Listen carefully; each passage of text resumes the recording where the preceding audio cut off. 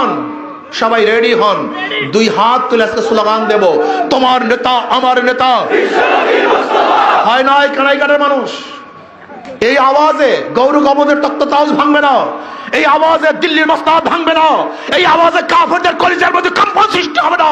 আওয়াজকে আরো বাড়াতে হবে, আরো হুঙ্কার বাড়তে হবে, তোমার নেতা আমার নেতা, তোমার নেতা আমার নেতা।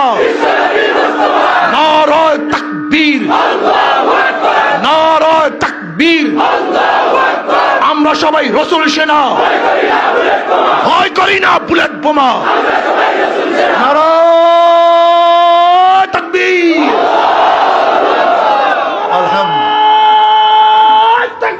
আল্লাহু আকবার। বিশ্ব নবী মুস্তাফা,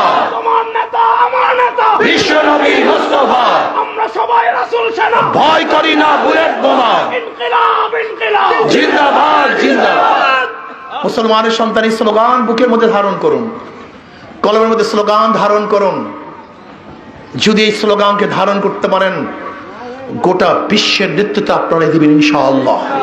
সেই দিন আসতেছে, সেই সময় আসতেছে, যেরকম বাতিলদের সূর্য ডুবতেছে, ইসলামের সূর্য উদিত হচ্ছে ইনশাআল্লাহ। আগামী নির্বাচনে ইনশাআল্লাহ সবাই ইসলামের পক্ষে থাকা রাজি আছেন ইনশাআল্লাহ, সবাই থাকতে রাজি আছেন ইনশাআল্লাহ। কে রাজি? আল্লাহু আকবার, মাশাআল্লাহ, আলহামদুলিল্লাহ। কোন তন্ত্র কোন মন্ত্র বিশ্বাসী আমরা নই। আমি বিশ্বাস করি কানাইঘাটে যে সমস্যাগুলি আছে, যদি আমি এখানে স্থানীয় না, কিন্তু আবরার সাহেব আমাকে বলছেন এই হিসাবে সাধ্য অনুযায়ী চেষ্টা করবো, আপনাদের পাশে থাকার চেষ্টা করব। আজকে পরিবেশের দোহাই দিয়ে যে পাথর কয়রি বন্ধ করে দেওয়া হয়েছে, আমি প্রথমবারই ইউনূস সরকারকে বলেছিলাম এগুলো সম্পূর্ণ ভারতের চাল, আমাদের অর্থনীতিকে দুর্বল করতে চায়, ওদের অর্থনীতিকে সবল করতে চায়। আমাদের নিজেদের এলাকার থেকে পাথর তারা বন্ধ করে দিয়েছে, ভারতের পাথর, পচা পাথর সাপ্লাই দিয়েছে। এর বিরুদ্ধে প্রথমে আমি কথা বলেছিলাম, ইনশাআল্লাহ আপনারা যদি পাশে থাকেন, আমি এমন আন্দোলন করব ওরা পাথর কয়রি ছাড়তে বাধ্য হবে। আপনারা থাকবেন ইনশাআল্লাহ? যখন ডাক দেবো থাকবেন তো ইনশাআল্লাহ? সবাই ঐক্যবদ্ধ ভাবে যদি আমরা আন্দোলন করি, আমাদের পাথর আমরা তুলবো, বাধা দেওয়ার সাহস কার? আমরা আমাদের পাথর উঠাবো, কেউ বাধা দিতে পারবে না। সরকারের বাবার ক্ষমতা নাই, আমাদের অধিকারকে রক্ষা করবো আমরা, ওরা বাধা দেওয়ার কোনো ক্ষমতা রাখে না। ইনশাআল্লাহ আপনার কাছে থাকবেন, যদি ডাক দেই লক্ষ লক্ষ মানুষ ঐক্যবদ্ধ ভাবে এমন আন্দোলন করে তুলবো, সরকার আমাদের পাথর কয়রি খুলতে বাধ্য হবে। যদি সোজা আঙ্গুলে ঘি না ওঠে, আমরা আঙ্গুলকে ব্যাখ্যা করবো ইনশাআল্লাহ। কি রাজি আছেন ইনশাআল্লাহ? আসুন আমরা সবাই ঐক্যবদ্ধ হয়ে কাজ করি। আর আপনারা জানেন ইসলামী আন্দোলন বাংলাদেশের কথায় কাজে মিল আছে, তাদের প্রতিকার সাথে মিল আছে।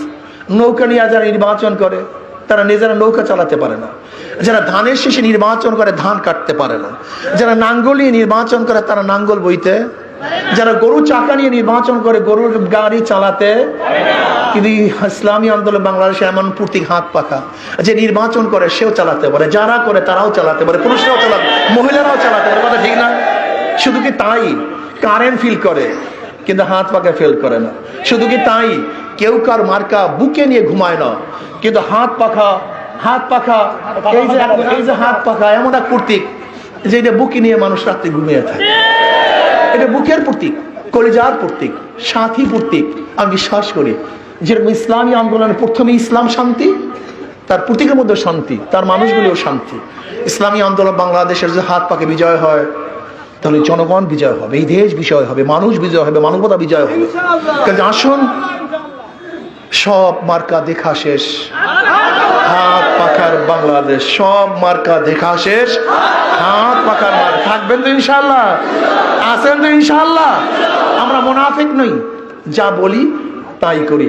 আল্লাহ আমাদের সবাইকে ইসলামের পক্ষে, মানবতার পক্ষে, এই দেশের পক্ষে ঐক্যবদ্ধ কাজ করার তৌফিক দান করেন।